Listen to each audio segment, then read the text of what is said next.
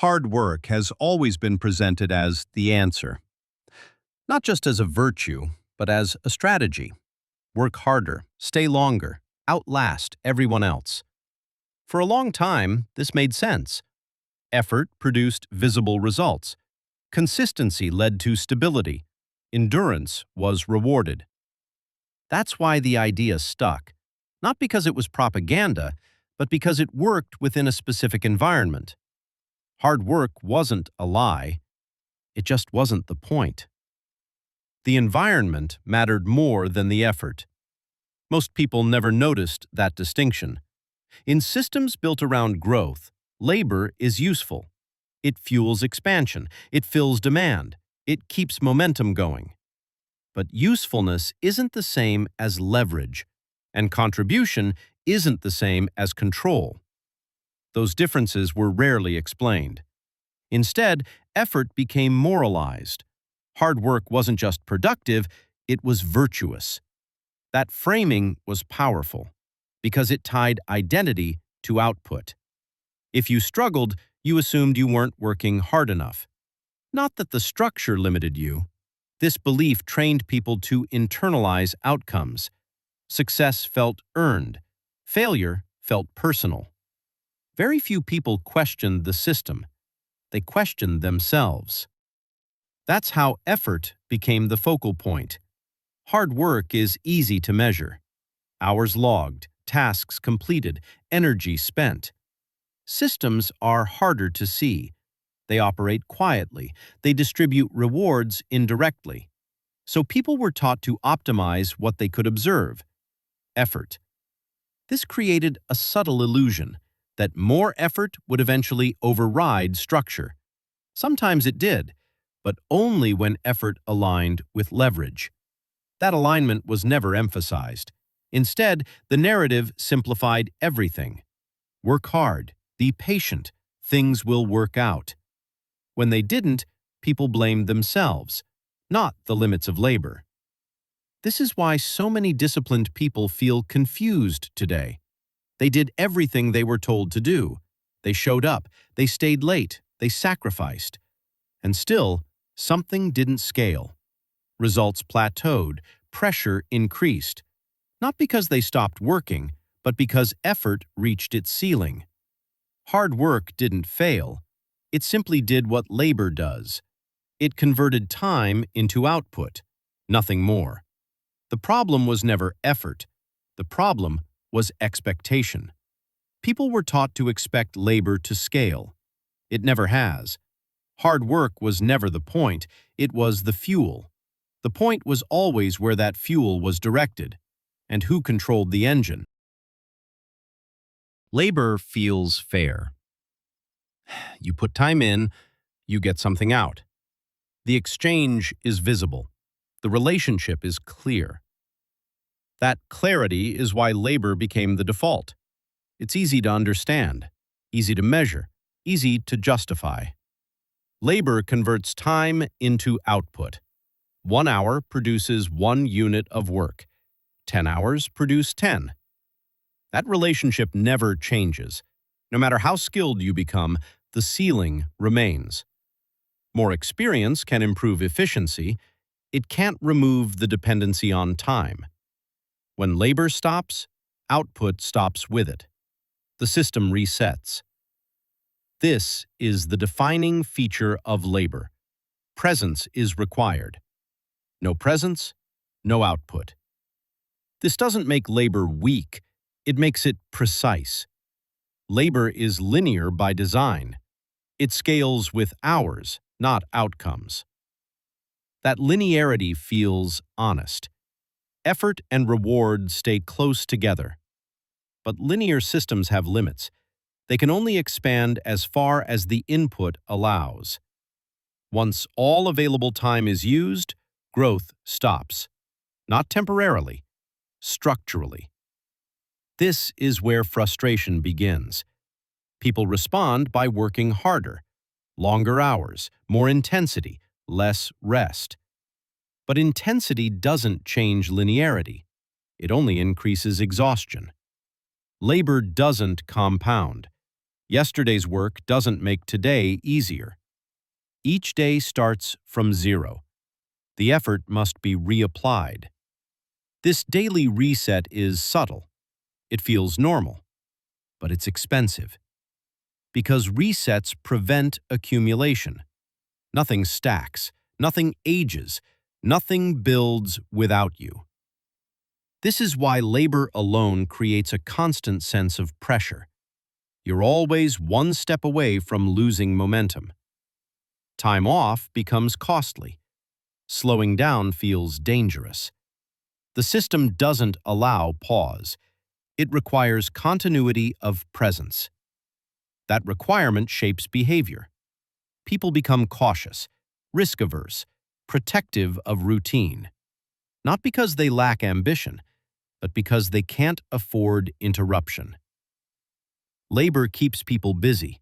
It doesn't change position. This is the quiet limit most people hit. Not a failure point, a ceiling. No matter how hard they work, the relationship stays the same. Time in, output out. Understanding this doesn't devalue effort. It clarifies its role. Labor is necessary. It just isn't scalable on its own. And expecting it to scale is what exhausts people unnecessarily. If this feels familiar, if you've felt this pressure but never had words for it, this channel isn't here to motivate you. It's here to help you see clearly. If that resonates, like the video, subscribe. More clarity is coming. Leverage is often misunderstood because it's usually described emotionally, as ambition, as risk, as something reserved for a few. In reality, leverage is mechanical. Leverage changes the relationship between effort and outcome, not by removing effort, but by separating it from time. Where labor requires presence, leverage requires position. Once position exists, outcomes continue without constant input. This is the defining difference. Labor stops when you stop. Leverage doesn't. Leverage allows work to persist after effort ends. It lets time stay active even when you're not. That persistence is what people mistake for freedom. But it's more precise to call it amplification. Leverage amplifies whatever it's attached to. Good structure compounds. Weak structure collapses faster. Leverage doesn't forgive mistakes. This is why leverage feels intimidating. It exposes structure. Labor hides structure. If something breaks, you can work harder to compensate. Leverage removes that option. It forces clarity. Leverage rewards alignment. Effort placed once can generate outcomes repeatedly. This is why leverage compounds, not because it's aggressive, but because it's continuous. Continuity is what time favors. Labor resets continuity daily. This distinction explains why some results feel disproportionate. A small input produces a large outcome. From the outside, it looks unfair. From the inside, it's mechanical. Leverage doesn't multiply effort. It multiplies positioning. Once positioned, effort becomes optional, not constant. The system continues working. This is why leverage feels invisible early. Nothing dramatic happens at first. No immediate reward, no instant relief. Time has to pass. Structures need to age. That waiting period is why most people abandon leverage. They return to labor because labor responds immediately. Leverage feels unproductive early. Labor always feels useful. This creates a behavioral trap. People overinvest in labor and underinvest in position. Years pass. Effort is spent. Little compounds. Leverage isn't rare. It's avoided. Not because people don't want it, but because it requires patience before it provides feedback. Labor teaches people to expect immediacy. Leverage requires endurance without applause.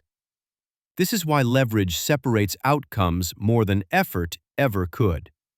It lets time stay active when labor can't. Hard work still matters, but without leverage, it remains trapped in time. Leverage is what lets effort escape that trap. There comes a point where working harder stops producing relief. Not because effort disappears, but because effort reaches its limit. That limit isn't personal, it's structural. Effort scales input. Leverage scales outcomes. When leverage is absent, effort absorbs all pressure. Every problem demands more energy. Every setback requires more hours. At first, this works. Working harder closes gaps. Extra effort smooths friction. But over time, returns diminish. Each additional unit of effort produces less change than the last. This is the plateau most people hit, not because they slowed down, but because the structure stopped responding. Labor can stretch capacity, it can't multiply it. Eventually, all available time is consumed. When that happens, pressure doesn't disappear, it concentrates. More responsibility lands on the same hours, more expectations attached to the same output. This is where effort turns heavy, not motivating, but exhausting. People respond the only way they know how. They push harder, they sacrifice rest, they compress life. Intensity replaces strategy. Endurance replaces positioning. Everything becomes effort-dependent. This is why burnout feels confusing. The person didn't stop trying. They tried too long inside a structure that couldn't scale. Effort starts competing with itself. Time spent working is time not spent recovering. Margins disappear. Energy declines. Focus fragments. What once felt productive now feels like survival. This isn't laziness, it's saturation. The system has absorbed all the effort it can. More work doesn't change the equation, it just increases the cost. This is why people feel stuck despite doing everything right. They optimized effort instead of structure. Effort amplifies leverage.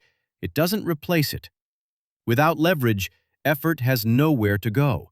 It collapses inward. That collapse shows up as fatigue, as frustration, as resentment toward work itself. Hard work didn't betray anyone. It simply reached the end of what it can do alone. This is the moment most people misinterpret. They assume the answer is more intensity. It isn't. It never was. Effort has a role, but without leverage, it will always cap out. Understanding that doesn't remove responsibility. It removes confusion. Because once effort's limits are clear, pressure stops feeling personal. Once effort is separated from outcome, hard work stops being confusing. Not because it loses value, but because its role becomes clear. Hard work was never meant to scale on its own. It was meant to support something else. Structure, leverage. Effort is an input, not a strategy. When effort is treated like a strategy, people burn out trying to force outcomes. When effort is treated like fuel, outcomes depend on where it's applied. This reframes everything, not into ambition, but into accuracy.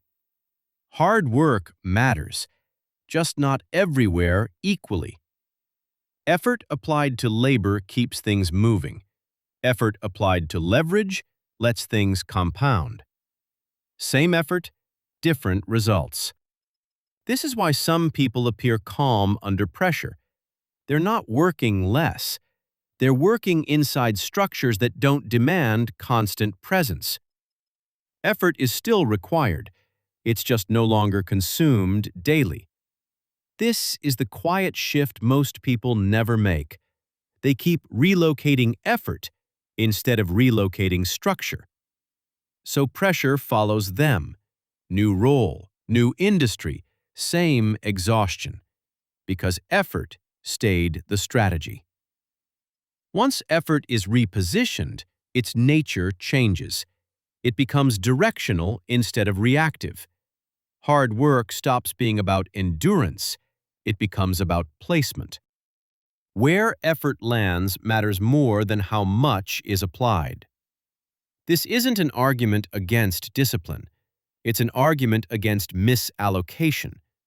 Discipline without leverage creates very capable exhaustion. Discipline with leverage creates distance. Distance between effort and outcome. Distance between time and survival. That distance is what people confuse with freedom, but it's more accurate to call it insulation. Most people never reach this clarity, not because they lack intelligence, but because they were taught to worship effort. Once effort is demystified, it stops being emotional. It becomes technical. Hard work wasn't the point. It was always the amplifier. What mattered was what it was amplifying. When that's understood, pressure stops feeling like a personal failure. It starts feeling like a design issue. And design issues are solved with clarity, not more effort. If this helped you see effort differently, if this reframed work without dismissing it, like the video, subscribe, turn on notifications. This channel is about seeing clearly.